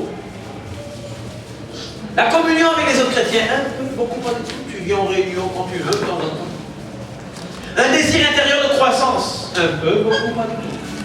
L'obéissance à Dieu, un peu, beaucoup, pas du tout. Chers amis, Christ est-il le centre de ta vie? Il y a des gens qui ont l'apparence de piété, mais qui renient ceux qui ont fait la force. Est-ce que tu es quelqu'un que Dieu peut utiliser? Est-ce que tu as ce désir de croissance? Est-ce que tu peux dire, je suis ce que je suis, comme Paul le dit? Alléluia. Est-ce que tu veux grandir? Est-ce que tu peux passer ce stade où tu dépends toujours de la prédication, de l'enseignement de quelqu'un d'autre? On dépend les uns des autres. Attention, nous avons des noms différents, nous avons besoin de tout le monde. Nous avons besoin. Mais est-ce que tu arrives à fonctionner selon le plan de Dieu? Est-ce que tu fonctionnes dans cette église comme Dieu t'a demandé de fonctionner? Est-ce que tu es un fardeau pour les gens ou tu es un moteur pour dire avançons? Est-ce que tu aides les autres à aller chercher les païens qui sont perdus? Est-ce que tu es l'instrument dans les mains de Dieu de guérison et de délivrance? Alléluia. Alléluia. Alléluia. J'aimerais qu'on baisse nos têtes. Pas pour créer une ambiance spéciale, mais j'aimerais qu'on réfléchisse à la lumière de la parole de Dieu. Un disciple, c'est quelqu'un qui est baptisé, bien sûr, c'est quelqu'un qui suit Christ, c'est un imitateur, c'est un témoin, c'est un reproducteur. Toi, es-tu un reproducteur ou juste un consommateur?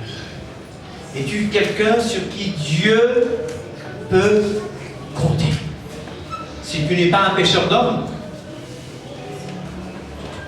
est-ce que tu es en train de suivre? Parce que Jésus a dit, suivez-moi et je vous ferai pécheur d'hommes. Alléluia. Seigneur, je prie pour mes frères et mes sœurs. Je prie pour que tu leur accordes un discernement spécial. Qu'ils grandissent dans leur foi, qu'ils grandissent dans le discernement, qu'ils sachent discerner ce qui vient de toi et ce qui vient de l'homme. Qu'ils sachent discerner ce qui vient de toi de ce qui vient du diable. Seigneur, tu es fidèle. Tu es fidèle, Seigneur. Alléluia.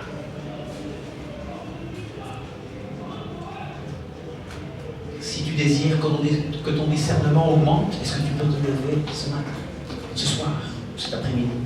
Lève-toi si tu veux que ton discernement, que ton degré de discernement augmente. Lève-toi si tel est ton désir. Lève-toi si ton désir et que ton discernement pour les choses spirituelles augmente. Si tel est ton désir, lève-toi, lève-toi. Et j'appellerai le pasteur, le prophète et tout ce qu'elle pourra appeler pour prier pour ça, mais aussi pour les autres requêtes dont tu as parlé tout à l'heure. Seigneur, élevez vos mains vers le ciel. Élevez vos mains vers le ciel. Seigneur, une onction de discernement.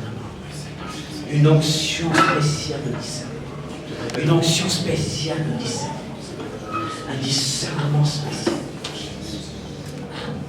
Un discernement spécial. Au nom de Jésus. Au nom de Jésus. Au nom de Jésus. Spécial, Seigneur. Spécial. Spécial. Au nom de Jésus. Jésus communique. Communique le discernement. Communique le discernement. Communique le discernement. Au nom de Jésus. Communique, Seigneur, afin que ma soeur puisse détecter qui parle, toi ou le diable ou l'homme. Au nom de Jésus. Au nom de Jésus. Que Dieu nous donne un discernement. Que Dieu nous donne ce discernement. Tu as besoin de discernement. Tu as besoin de discernement. Alléluia. Alléluia. Tu as besoin de ça.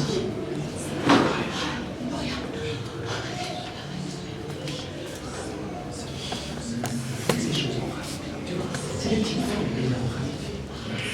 Si tu connais la Bible, si tu connais l'enseignement biblique, tu vas apprendre. C'est vrai, c'est tellement c'est difficile de discerner. Difficile de discerner. Si tu lis, tu connais la Bible, tu reconnaîtras ça. Le Seigneur dit, Mes brebis entendent ma voix et elles me suivent. Mes brebis entendent ma voix et elles me suivent. La vraie brebis connaît la voix de Jésus-Christ. La vraie brebis connaît la voix de Jésus-Christ.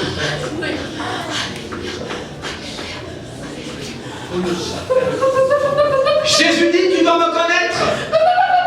Passe du temps avec moi. Tu apprendras à discerner ma voix. Comment me connaître? Rencontre-moi dans ma parole. Rencontre-moi dans ma prière. Oh rabababa, oh shekere. Oh rabababa. Oh rabababa.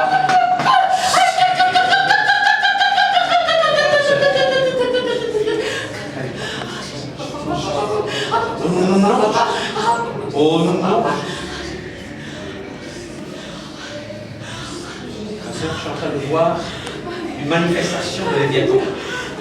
Au nom de Jésus, par le nom de Jésus, au nom de Jésus de Nazareth, Seigneur, j'empêche toute manifestation d'esprit des eaux, j'empêche, au nom de Jésus, au nom de Jésus, au nom de Jésus.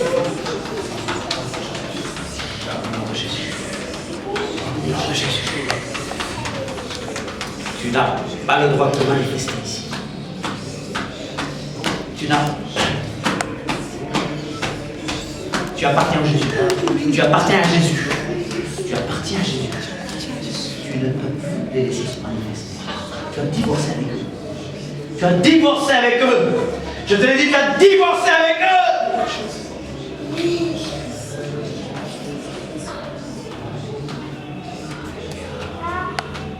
Le sang de Jésus t'a libéré. Le sang de Jésus t'a libéré totalement.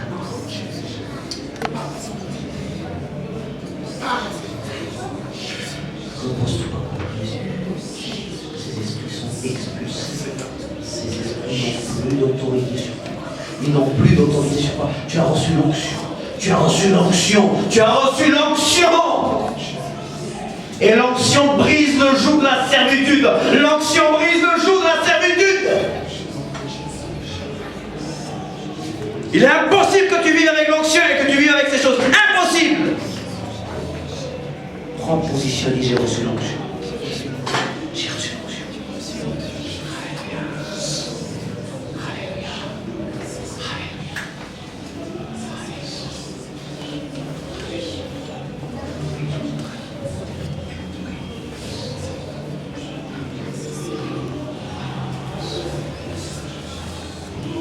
Gloire à toi, Seigneur. Merci, Seigneur. Et ton peuple, Seigneur, révèle-toi avec ce la révélation est rentrée, Seigneur. Le discernement. Alléluia. Que vraiment, Seigneur, il sache que tu es puissant, que tu es le Dieu tout-puissant. Que tout va bien. Que tout va bien. Amen, Seigneur. Merci, Seigneur. Alléluia. Gloire à toi, Seigneur. Gloire à toi, Seigneur. Merci, Seigneur. Alléluia. Approchez-vous de moi, dit l'Éternel, pierre vivante. Approchez-vous de moi, pierre vivante. Alléluia. Approchez-vous de moi dans la prière. Approchez-vous de moi dans la parole. Alléluia. Et je me révélerai à vous. Alléluia, Seigneur. Alléluia. Gloire à toi, Seigneur. Jésus. Merci, Seigneur. Toi, je ressens vraiment. Ne t'inquiète de rien. Tu es un soldat dans la vie. Je ressens un mouvement de t'inquiète. Crois et la foi. Tu verras le fleuve s'écarter devant toi. Amen. Dans Jésus. Amen. Prie pour le vrai, mon frère. Alléluia. Alléluia. Toi, Seigneur Jésus.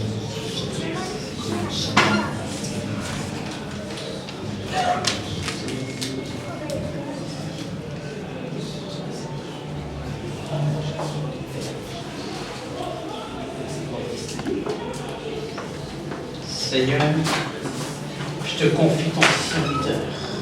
Que lui aussi sache distinguer Que lui aussi sache faire la différence, la part des choses, Seigneur.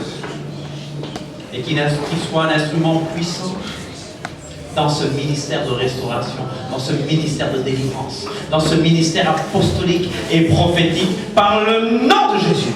Je recommande à ta grâce, je recommande à ta grâce, je recommande à ta grâce, Seigneur, qu'une onction spéciale descende sur lui, que ces dons spirituels lui soient totalement révélés par le nom de Jésus.